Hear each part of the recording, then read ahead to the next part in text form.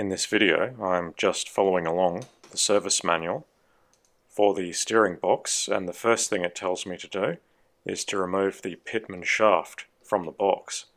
But before removing the Pitman arm, on this particular version you have to measure its spacing from the bottom cover to the Pitman arm itself and make a note of that so it goes back exactly where it was when you reassemble it. So that's what I'm doing now. The final adjustment I came up with was 16.67 millimeters. So I'll just remember to put that back as it was. The next thing is to remove the snap ring for the Pitman arm.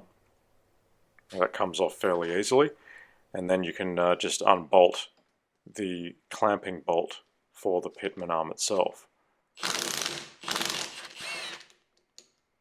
Now I'm doing this on my kitchen table. I'm trying not to make a mess. That's why I've got plastic down. But yeah, really should do this outside, but it's hot as hell at the moment, so I decided to do this in comfort.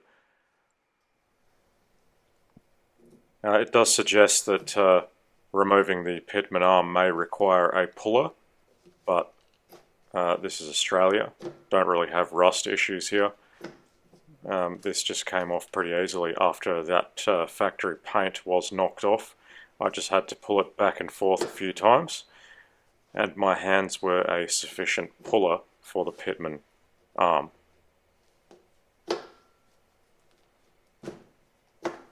One more go, and that should be it.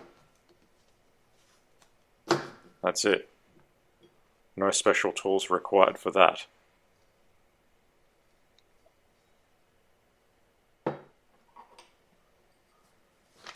It does mention at multiple times to make sure that the steering box is centered.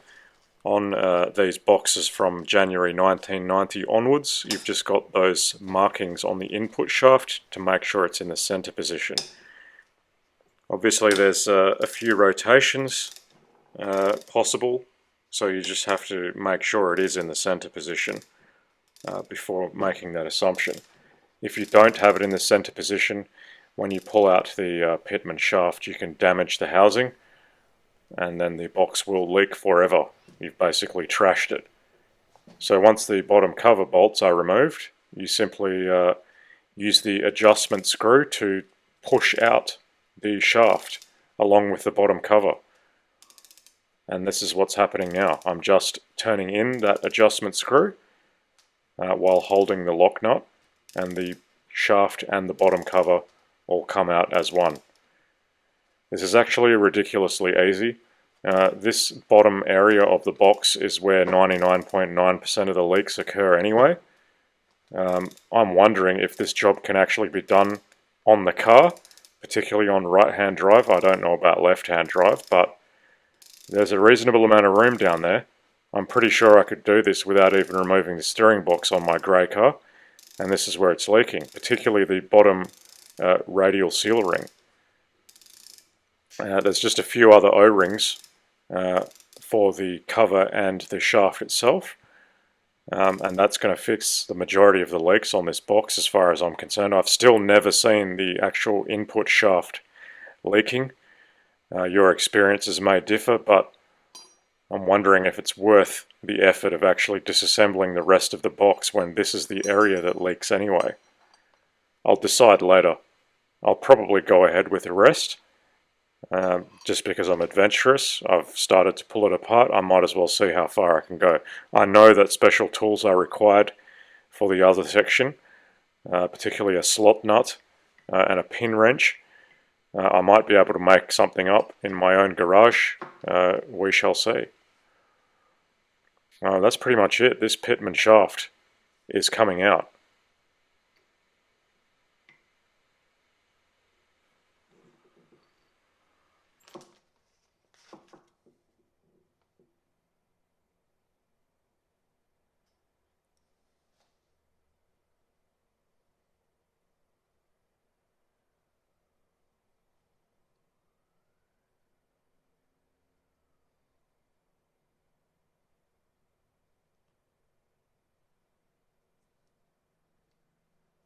Although I'm nowhere near assembly stage, I decided to replace the seals in this bottom cover.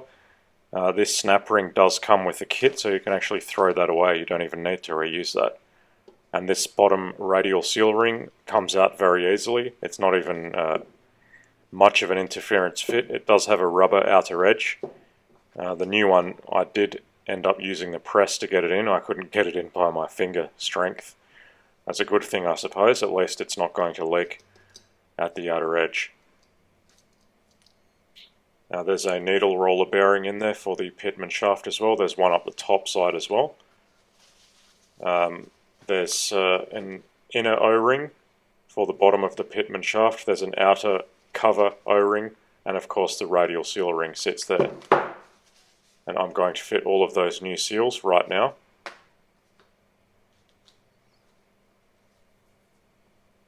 Just because I can't wait. So the inner one I'm putting in first.